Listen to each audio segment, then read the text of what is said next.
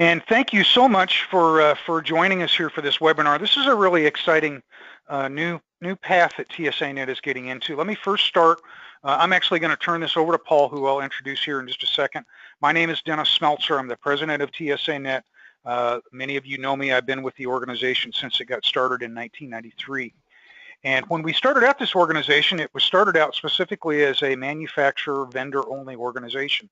And here recently, what we've done is we've moved this into a different era that we're getting ready to get into. And as you all are aware, the role of many organizations in the industry has changed from co-opetition to now involving the channel to where you're a competitor one day to somebody and now you're working with them the next. And part of this channel atmosphere is something that the board's looked at for quite some time and really didn't want to look at it. And here recently, they've looked at it and said, yeah, we want to do this. We think it's the right thing to do. So I'm going to turn this over to Paul, who is our Director of Business Development and Strategy. He's going to walk you through this, this presentation, and then we'll open it back up for questions. So Paul, go ahead. Great, thanks a lot, Dennis. So the topics we're going to cover here today is, first of all, spend a little bit of time and explain some of the thought process that went through making the decision to expand to the channel. We'll go through the marketing plans that are in place for 2015, give you a sense of kind of where we're at and things that are going to happen for the remainder of the year. We'll share some early feedback from the channel. We'll spend some time then on how to extend TSANet to your channel, and then we'll discuss a little bit some next steps for existing members. And as Dennis indicated, we'll have some Q&A towards the end as well. So as far as the question of why extend the channel, this is a topic that's been under discussion with the board, I would say pretty much all of last year, and towards the end of last year we got approval to extend to the channel. And really, if you kind of walk through the rationale, if you take a look at the fact that we're a member-driven organization, we do have a single goal, which is to improve multi-vendor support. If you look at how products are sold and supported, a high majority of them are supported by the channel, especially once you get into Europe and APAC. I think that becomes really the norm. And then by including the channel, we add value to all the members, as well as improve the customer experience, which is really kind of the bottom line that everyone's looking for. So I think pretty clear reason to expand TSANet to the channel.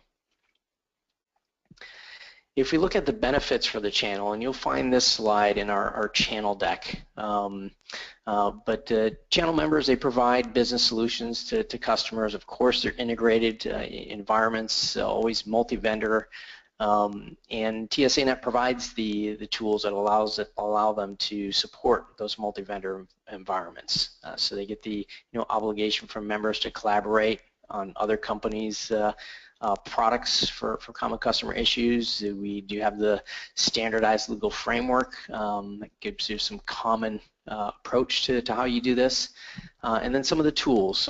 So the member web and the portal to find and store the escalation processes, and some of the new things that we're working on, specifically case exchange, are quite exciting for the channel as well. So if you look at just kind of the overall message of TSANet and the benefits for the channel, we want to reduce cost as well as process complexity, and then as we indicated on the previous slide, that's all about improving customer satisfaction.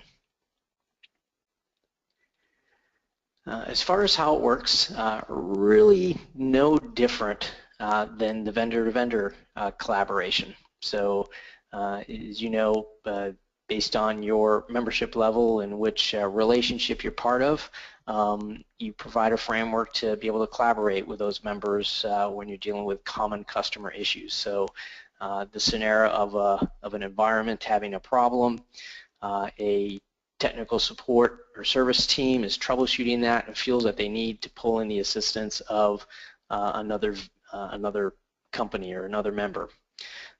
Members able then obviously to go to the member web or engage the member through case exchange, and they work together to isolate or resolve the issue. And the same common customer group rule forms the basis for entitlement, both on a vendor-to-vendor or a channel-to-vendor or channel-to-channel. So it really does not change the mechanics of TSANet and how collaboration occurs. Moving on into the channel marketing roadmap. I know it's kind of a busy looking slide here, but I'll take you through it. We have two different areas that we've been focused on for the marketing efforts. The first is digital marketing.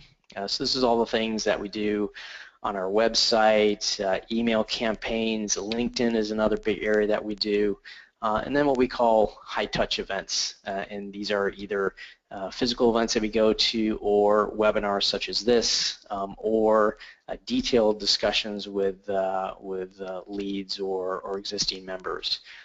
So a few things we've done in the first half of this year is we've put in place a landing page, and I'll give you some information about that.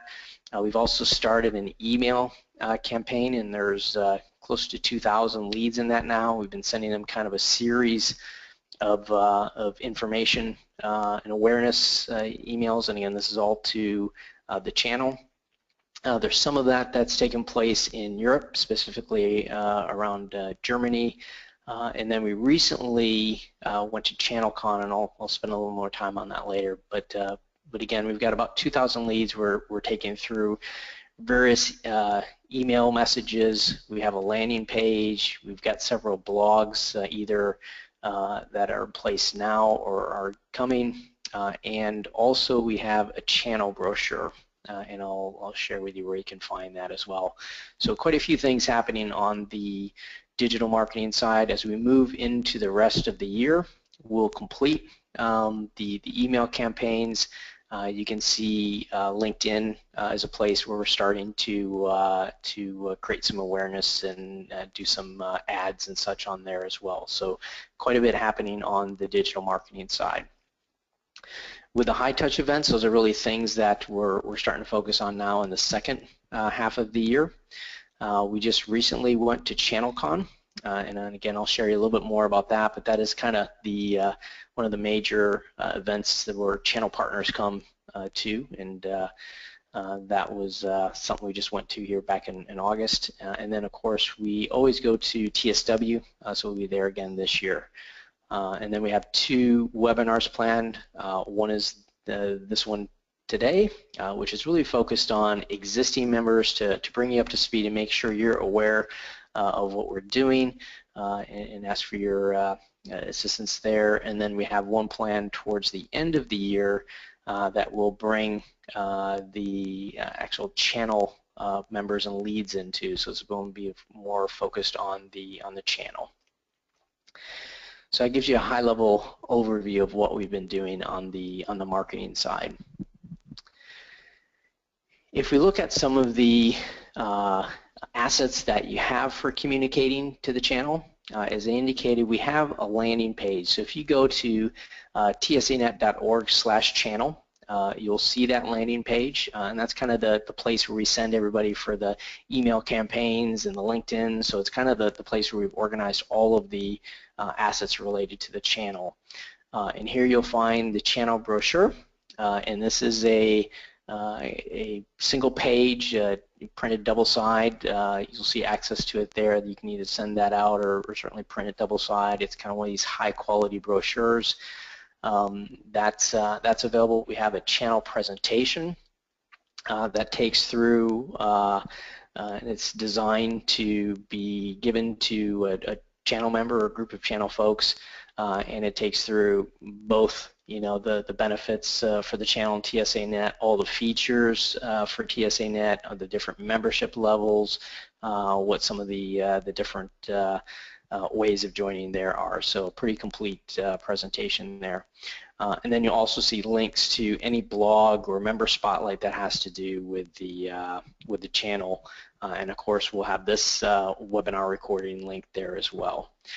So in addition to all these assets for communicating to your teams as well as your channel, we're very open to developing co-branded materials with you to either have a very specific targeted message towards your channel stakeholders, or if you feel a webinar is helpful as well, again, either to your internal teams that manage the channels, or your channel or some key members in your channel. We're very open and flexible to having those calls or webinars as well. So plenty of tools here to use to get the word out. So moving into some of the feedback that we've been getting from channel members, and we do have a few channel members that have joined, so we are making some progress there. One of the things that's pretty consistent here is the core value of TSANet, so collaborating on common customer issues. This is well understood. They do see the value in that, and the whole message of not finger pointing the customer. So that kind of overall theme of TSANet and kind of the core focus of collaborating on common customer issues, it resonates well with the channel also. The other thing that they really want and see as a path through TSANet is a standardized way of working with vendors. So especially once you start to look at things like case exchange, etc., it really simplifies and standardizes how they work with the various vendors. So you can imagine a channel partner that has, 5 or 10 vendor relationships, and everyone has a different way of doing things. It becomes a bit complex and certainly introduces problems in there. And where TSANet has solved that in the vendor-to-vendor space, they see that standardized way of working and kind of a single place to go and figure out how to work with another company is something that's very, very beneficial for them. And then the last thing, and I felt this was something we actually invited one of the new channel members to a board meeting, and it was interesting to see the conversations and such in a different perspective. But one kind of big takeaway that I took out of that was that multi-vendor support is it's what they do. So in a lot of cases with existing vendor members, it's an exception, right? So majority of time you're working on your products with your customers. So the multi-vendor compatibility issues, things like that, more of an exception than the rule. It's actually the opposite in the channel. It is the rule. Pretty much most of the calls that they take and most of the issues that they're working on and resolving are multi-vendor issues. So they see this as really kind of something that's in the forefront and more of the high volume area for them. So that's the feedback we received from some new channel members that have joined. As I indicated, we also went to ChannelCon, and just give you a quick overview of what ChannelCon is. So it's associated with CompTIA, and it is their yearly event that's focused on the channel. So this is all types of channel. It was held in August in Chicago. They had over 3,000 attend. 1,200 of them were on site in Chicago, and they also had a remote access method, and 2,000 joined that way. So to give you a sense of the scale, so certainly the channel, and this is specifically focused in the U.S., is fairly large. We had a booth there. And really kind of our focus of being there and having the booth was to create awareness for TSANet. So making sure people started to understand what TSANet was, the place that it had in the channel, and I think we were successful there. Also, I think our second big reason for going there was to learn as well. And a few kind of key takeaways here. The first one, I think we knew little awareness of TSANet in the channel, and obviously this is something where we need to continue the marketing focus, make sure the channel is understanding that this is an association that is now open for them to join as well. So we've got a lot of other things that you saw here on the marketing side for this year. And I see as we go into 2016, that'll probably even accelerate. So a lot of effort needed on the marketing side to make sure the awareness in the channel is there. The story, well received and understood. So again, we had the brochure, and I felt that worked really well to kind of explain the story in 5 minutes or less is kind of the intent of that brochure. People understood it. People saw the value and really did not have any we'll say negative feedback or questions on why they would need something like this. The other kind of key takeaway that we saw as well, and I think this is when you start to get into the smaller solution providers that are kind of supporting a small and medium business. They really don't have the concept of a completely separate support team. So their support is kind of bundled into the overall customer management. So I think some of that maybe would have us take a look at maybe some of the messaging and stuff a little bit more, so it's not purely support focused, or they understand it's just part of customer experience or customer management if they're playing kind of the dual role there in supporting their customers. But overall, a good show. I think we learned a lot, and also took the first step in accomplishing creating awareness for TSANet. So taking a look at how to extend TSANet to your channel. We've got a couple different ways here, and I would say this is not that different from the other technology companies maybe that you're partnering with. So the first easy way is just invite them to join TSANet. You can send them over to TSANet.org/channel.